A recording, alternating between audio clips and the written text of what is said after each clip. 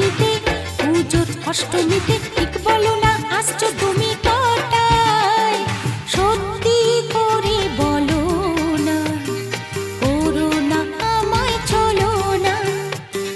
সত্যি করে বলো না, করো না আমায় চলো না। গোল প্রিন্টের শাড়ি পরে গড়িয়াহাটের মোড়ে আসতে পারি ঠিক সন্ধে ছটায়। এলাম যে কথা নিতে, পুজোর অষ্টমীতে